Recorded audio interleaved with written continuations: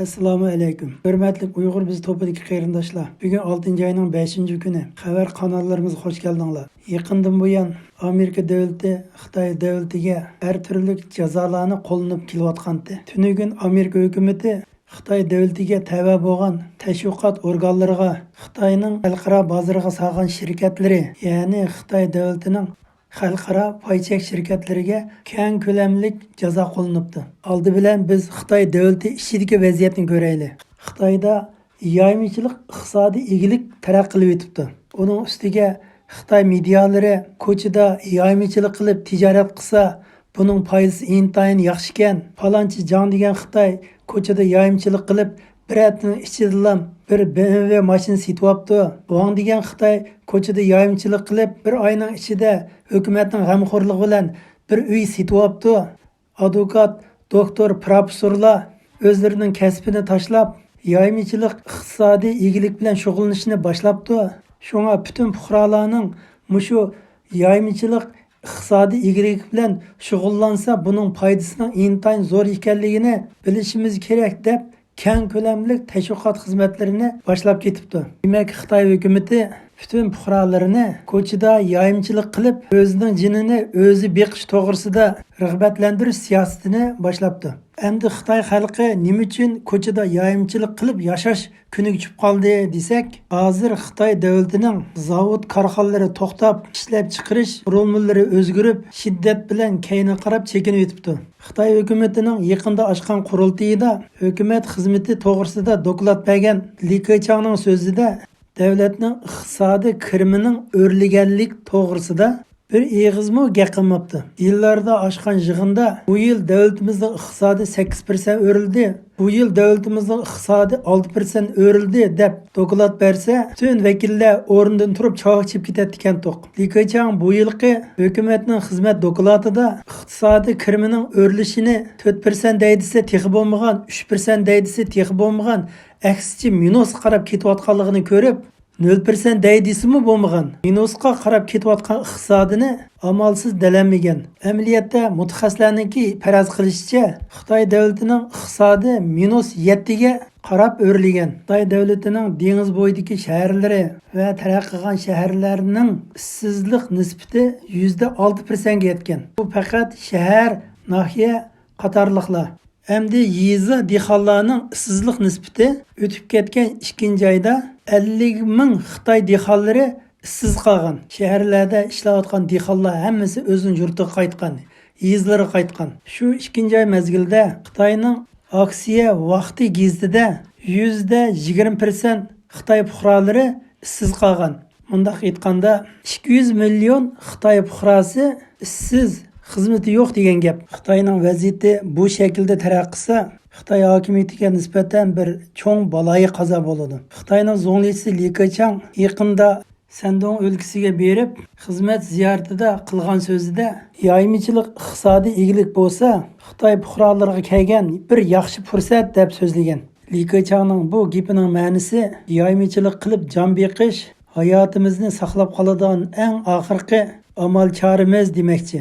Xitoy davlati mushu taraqqiyotda davom qilsa, Xitoy fuqarolari qo'liga qochilib, tilamchilik qilishga to'g'ri keladi ekan. Xitoy davlatining tuyuqsiz mushundaq vaziyatga tushib qilishi xalqaroning tovar zakasining bo'lmaganligi ekan. Ya'ni kelib Amerika davlati Hong Kongga berib kelayotgan alohida imtiyozlari Xitoyning xalqaro shirkatlariga yurgizgan iqtisodiy jazolarining natijasi ekan. Amerika davlati Hong Kongdagi 1300 dan ortiq shirkatlarini chekindirishi, iqtisodiy muomalalarini chekindirishi, Hong Kongga silayotgan mablag'larini to'xtatishi, ya'ni kelib Xitoy virusining sababidan Amerika davlati, Yaponiya qatorliq davlatlar Xitoyga solgan mablag'larini chekindirish, zavod korxonalarini chekindirish, shunday sabablar orqama-orqa yuz berganlikdan Xitoy fuqarolarining hayotini saqlab qolish uchun yaymichilik iqtisodiy egilikni yo'l qo'yibdi. Mana bu Xitoy davlatining iqtisodi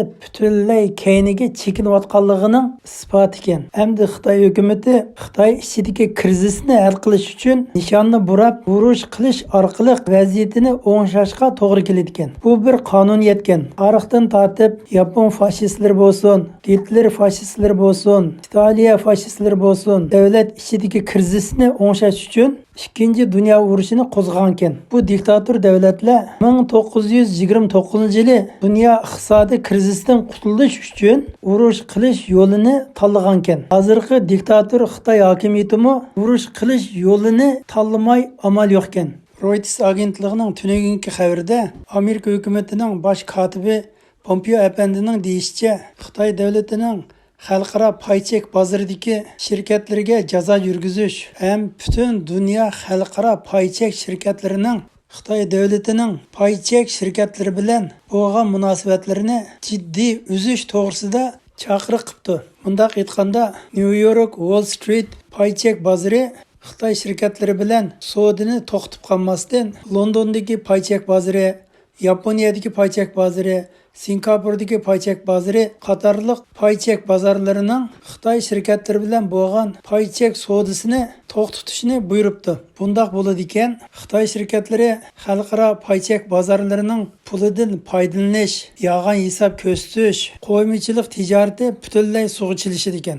Amerikaning Nasdaq paychek bozorining bir ayol mas'uli yaqinda bir pul muomala yig'inida qilgan so'zida Xitoyning xalqaro bozoriga kirgan savdo shirkatlari Alibaba shirkati, Baidu, Wang Yi, Jingdong qatorliq shirkatlarning moliya hisobini tekshirish uchun 10 yil keyniga tushib aniqlash ipag'anligini. Lekin bu Xitoyning shirkatlari bu bizning davlat maxfiyatimizga yotadi. Bu Xitoy hukumatining buyrug'i deb moliya tuzumiga xiloflik qilib hisob ko'rsatmagan ekan. Aslida xalqaro paychek bozorining moliya qoidasi paychek bozoriga qatnashgan shirkatlar hech kimda har 3 yilda bir qatim moliya hisobini tekshirtish kerak ekan. Lekin Xitoy paychek shirkatlari moliya hisobini ko'rsatmay 10 yil o'tkazib yutibdi. Bundaq aytganda, bu Xitoy shirkatlarini allburun xalqaro paychek savdo bozorlaridan qo'g'lab chiqarish kerak ekan. Pompeo apandi New York Wall Street ko'chasidagi paychek bozoriga yuqori talab qo'yib qolmasdan, butun dunyodagi xalqaro paychek bozoriga Xitoyning xalqaro bozoriga kirgan shirkatlarini cheklashni talab qildi. Undan boshqa Amerika hukumati ikkinchi bosqichliq Xitoy tashviqot medialariga jazo yurgizdi ekan. Ya'ni Xitoyning Yer shari vaqt gazeti, Xinhua televizor stansiyasi, birinchi qitimda jazo yurgizib bo'lgan Xitoyning xalq gazeti qatorliq davlat egidorchiligidagi tashviqot organlari bo'lgan ekan. Hamda Xitoyning Yer shari vaqt gazeti, Xinhua televizor stansiyasi qatorliq Xitoylarning tashviqot medialarini butunlay qartizimlik oladi ekan. Texi yaqinda prezident Trumpdan savol so'ragan Xinhua televizor stansiyasining muxbirlarimi Amerika davlatidan surum to'qay qilindi ekan. Demak, Xitoy davlatiga qadam bosqich bilan jazolashni kuchaytirib yetibdi. Xitoy davlatiga qarata yana bir cho'ng tadbirni olibdi.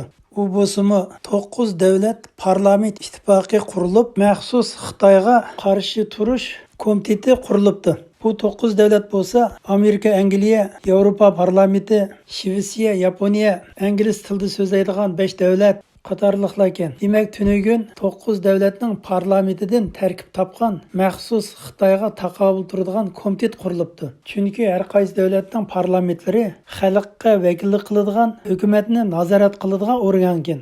9 davlat parlamenti birlashmasining Xitoyga qarshi siyosat komiteti 1900-yili 8 davlat armiyasi birlashib Manjur davlatiga urush ochgan 8 davlat birlashma armiyasiga o'xshab qoladi ekan. Lekin bu komitet hozir 9 davlatdan tarkib topibdi. Xabarimiz tugadi. Hammanglarga assalomu alaykum.